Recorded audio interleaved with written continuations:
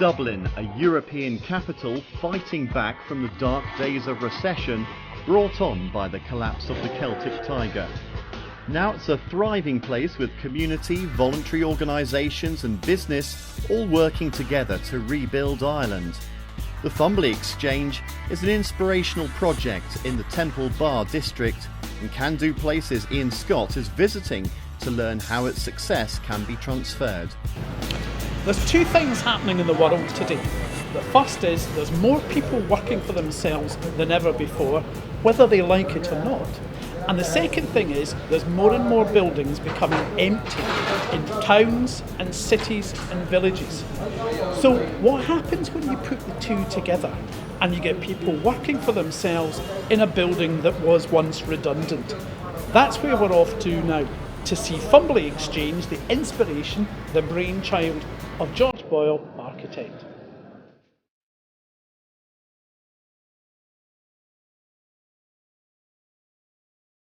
So the idea came from a bit of an upset in my life when I discovered that while I was on maternity leave, my practice was careless enough to go into liquidation, and I was a bit devastated because I had a lot of investment in the practice, I suppose, in my partner working there and a number of other people that I was very close to working there. So a lot of people were experiencing a redundancy, which is a very inconvenient experience at the best of times. Video producer Sam Whelan-Curtin is one of the people who have grown their business off the back of George Boyle's inspiration. First of all, it was just an incredible benefit to me starting out in my journey as a new business. They supported me with their high potential startup program, which was an experience that you couldn't have found anywhere else. One part of it was the provision of the space for free when we're getting set up and getting ready, but then the other part was to be around so many creative professionals, supportive professionals, and all they wanted, for each other, was success. I decided that I wasn't for retraining or emigrating or, giving up and joining the dole queue. I wanted to start something new, and there was a few little whispers of kind of co-working spaces going on in places that were kind of also experiencing some kind of economic impact. So I thought it might be worth emulating.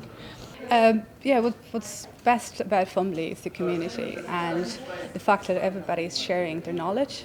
So we had a series of workshops where a few members prepare the presentation and share the knowledge about website design or digital marketing or digital law, among others. So that was great. So the challenge was trying to get people to kind of understand what it is at all I was talking about. The challenges were also that I had absolutely no business training whatsoever. I'd always been rank and file, PAYE, paid employee, looking for a future of kind of always being minded all my life, having my taxes paid for me by an employer and all that kind of stuff. And then, of course, the fact that there was no work and no money in the country, I was trying to start something new in. So those were the kind of key things.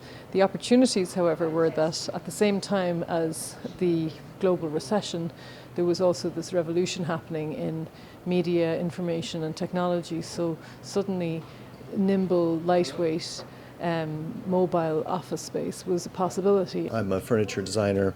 The two kind of go hand in hand as a sort of potential for collaboration on projects, and there were other architects involved in the startup of Fumbly Exchange. So my input mainly was that I had the skills, the means of helping to do the fit out, and so that included some sliding screens for a meeting room, and it included some of the furniture that we used as more kind of the feature pieces, not just some of the desks, but some of the feature pieces of, It was a strong core community to begin with. So it's that community that, because it has a strong core, that when there's a certain amount of change of some of the people come, they go, and they dip in and out, and new people come and they kind of bring their own new skill sets to it. So because of that, it's quite dynamic. It's a dynamic community, but when I say the core community, I mean that I feel like I have a strong relationship with a lot of my colleagues who, so professionally we may not ever work together, but I know that they're kind of a resource that I can tap, and they know that about me as well. Can Do Places brought representatives from interested organisations in communities in Scotland to Dublin to learn from George Boyle and the Fumbly Exchange. An enterprise hub. Yes. Which is can be considered more of a conventional. We want exactly what you're talking about, but it's in. You can't mix conventional and innovation, because the two things. So it's the funding body, and the funding body say, well, if we fund the business unit, why not just leave it up to the private sector? And they say, well, actually, if we own the land underneath the business unit, we could actually structure it so that we get a revenue from those elements. But I don't know how it precludes doing what we're doing. So when I say we're a not-for-profit, we're not a charity. We're still making private profit. We're not for private profit. We're for profit. There's one thing you learn about these Can Do Places events. You can never tell what people are going to ask. And it's, I suppose, totally inevitable, because these are community, passionate people who bring their own perspective to it, so they ask all sorts of things. But I think they're enjoying themselves. Well, I suppose there's different models. Whereas if we've just got rooms that we can let to traditional businesses, it's much easier. That's an important. Yeah, but you won't get any community interaction. It's like a Regis or Yes. one of those international And so it's trying to get that across. The other thing, it's a huge market. So setting it up here in Ireland, we managed to do the first one with pretty much zero investment on a capital kind of cash front. That was because we drew in on a lot of skills, pro bono services, goodwill gestures, donated goods and that kind of thing. So if I say the complications for what we do are more to do with the ethos that we have generated around this crucible, which is very much about providing a facilitated workspace, but it's the people in it and the things that happen within it that create the Fumbly Exchange, which is a very different offering. Well, I thought that the Fumbly Exchange was a really clever, unique solution to their problem.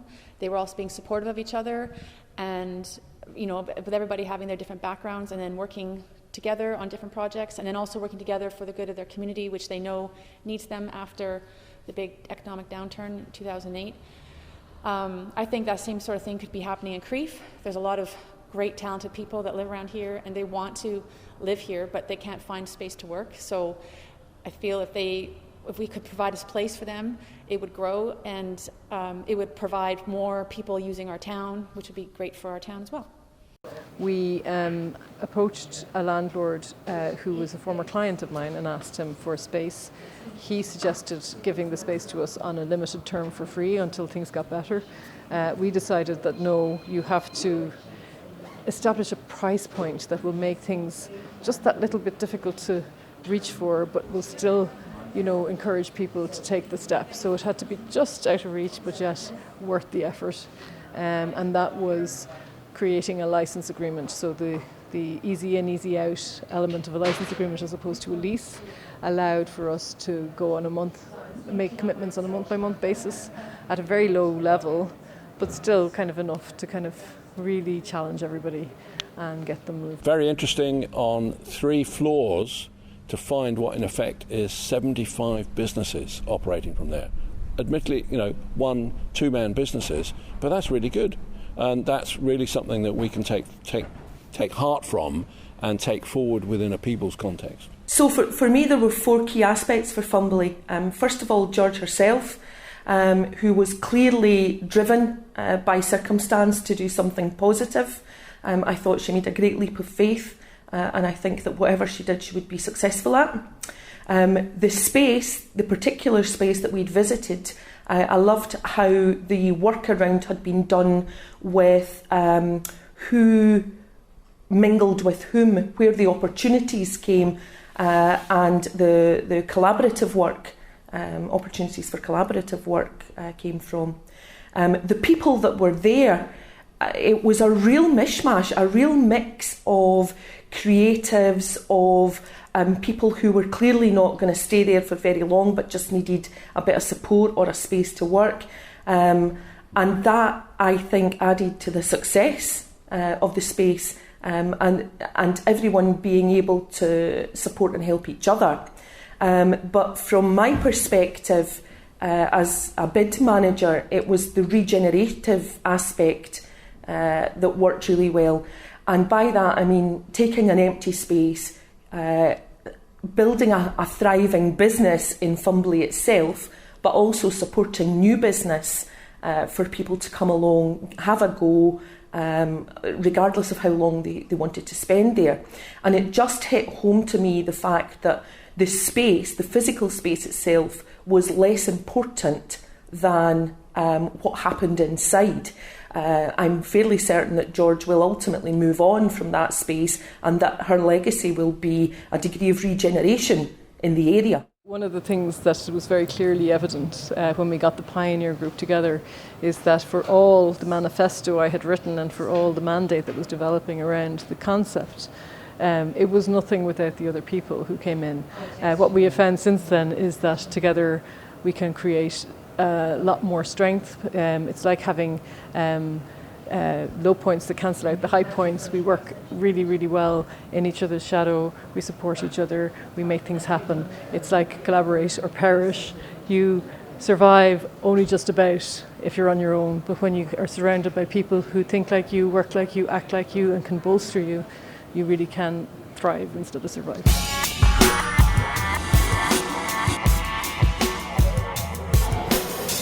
What have we learned today? I think we've learned something very basic. People love working together. If you're going to start a business, it's lonely, it's isolating. So much better to do it in a place with like-minded people where you can get fun and inspiration and support. And that's what our participants have learned, that these spaces, these can-do spaces, create really vibrant economies. And it's all about emotion and passion.